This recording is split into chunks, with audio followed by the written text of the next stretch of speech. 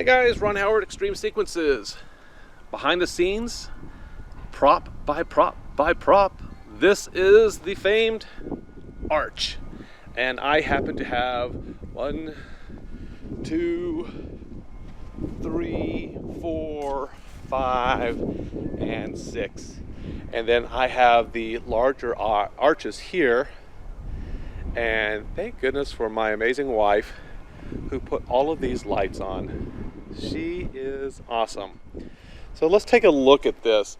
And I let her run with this. I didn't try to fix anything for her. There are things I would have done differently to tighten things up and make it more uniform. But I was so busy with everything else this year, I just didn't have the time.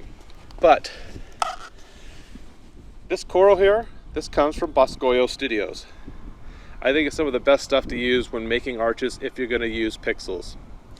It works great. There's about a 6-foot distance between each section here.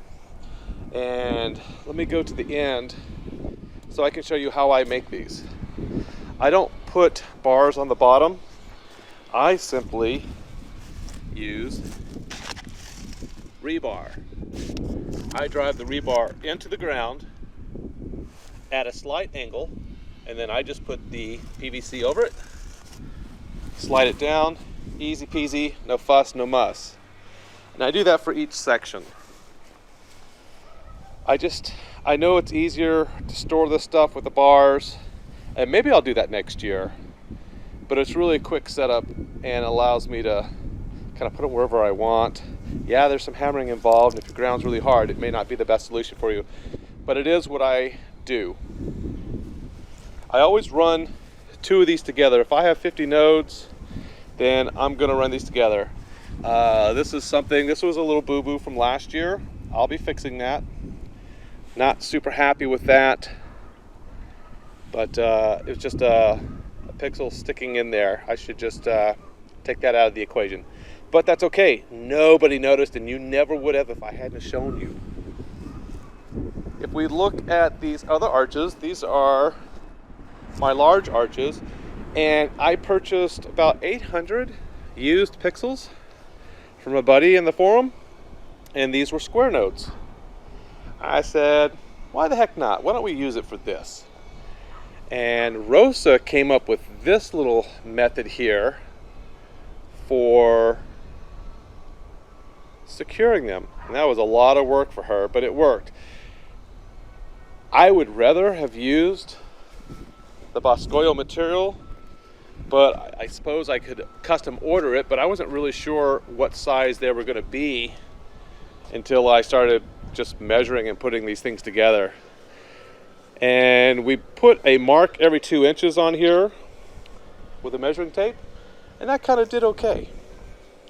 And then we went to the next size up, and then finally the big mama here of arches.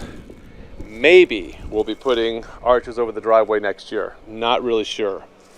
The final arches are what I call my patio arches. And these didn't turn out as well as I really wanted. I really wanted these to follow the contour of the arch pathway there going into the patio. And I just didn't get it quite right. Again, from the street, nobody really notices or cares. Just me. I care.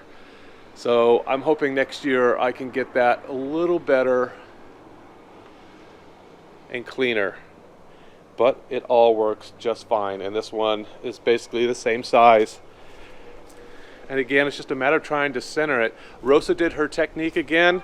I kid you not, I tried to do this. I tried to put some of these on, and my fat fingers just, I couldn't do it. I mean, physically and mentally, I couldn't wrap my brain around how she was doing this. I wanted to just stab myself in the eye with a pixel because it was driving me nuts. I said, Rosa, I need you to do the rest of these. I just can't do that. I'd rather drill holes or something, or paste them, or glue them.